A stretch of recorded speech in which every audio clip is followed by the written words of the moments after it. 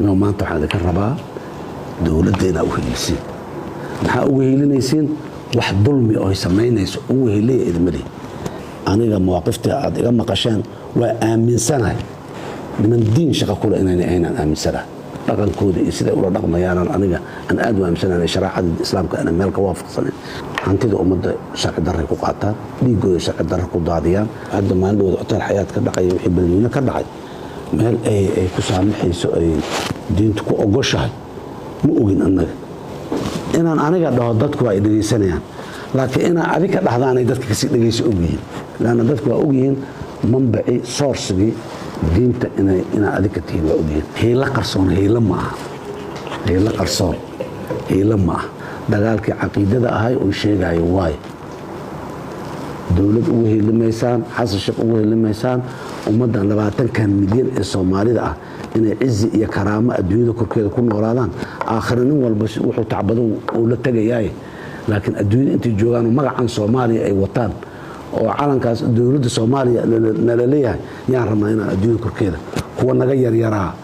sharaf iyo karaamo ku nool inaan sharaf iyo karaamo ku noolaan dadka Soomaaliyeed waa marka waxaan isku haysanaa nimanka gurigeyga iskuma haysano anna gurigooda kuma haysto 20 milyan oo Soomaalida ah ayaan isku haysanaa ee boqolkiiba muslimiinta ee masaajidka subaxii wada kalayso waayo waxaan isku haysanaa nimankaasi marka annaga banaankan isugu soo baxnay inaan ummadda ka ceshanaan u baahanaa nimanka banaanku soo istaagtinaan rabaa oo shir la qabto la yiraahdo nimankan ummadda Soomaaliyeed waxaan u sheegaynaa nimankan waxay wadaan diin ma ahan wixii magacii kala doonaan hala baxaan laakiin diin ma aha in loo sheego waqtigeedina waa la joogaa waana ka hadashin waa ogaa إذا ما نجعل وهذا دي أي تلذذ تاي أنتي نان ماشي فرد متكين ما نور عليهن ما أنت ما نور عليهن هذه الله سورسنا الشيخ بشير هذه ما أنت فرصة إيه الكرام أما إيه هلان إن قورتك جوينا هنا الأجنة واسكت ديان وأنا اسكت دي دونا وأنا ودون لكن محك الصلاة ولو كنتم في بروج مشيدة يعني تاسك الصلاة meel kasto ku laabatay iyo hadaad aamusto iyo hadaad guriga isku soo xirtay iyo waa maalintaadi yaa tagaysaa dadkuna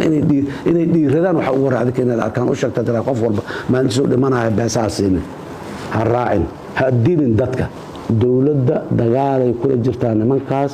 mabda'aas dhibka badan in laga tanasuliyo dadka aan rabnaa nimankaas hadii ilaahay lagu guuleeyo oo xal u helnana waxaan rabnaa abadiyan in aanu fikir noocaas dalkan ku soo noqonin inaan meel dhigno siyaasadeeda ka shaqeyno dad inxiraafay oo dhib badan oo dadka muxuu ahay boqol u dilay kun u dilay inaanay imaanin rabnaa mustaqbalka dambe xataa sidii aan ahaajirnay hadii aan ahaano wixii aan heli jirnaan helina wixii aan heli jirnayna nama anfacaya waa soo aragnay waa soo taabanay in aanayna anfacayn wixii wax ka duwan aan rabnaa wax ka duwan si aan u helno si ka duwan inaan u dhaqanno waay si ka duwan inaan u dhaqanno waay horta maskaxdeena ba annaga horta isbedel hadaa rabtida isbedelku inuu adiga soo bilowdaa qaabka u warrami jirtay saa dadku u sheegi jirtay waa in wax ka bedeshaa haddii kale isbedel ma imaanayo marka ilaahay idinka soo arintaas waxaan idinka baahanahay garab istaagaas inaad jidka banaanka u soo istaagtiin banaanka in loo soo istaago waa u taagantihiin booda laga sii dhigo la sii xoojiyo la sii adkeeyo la sii ballaariyo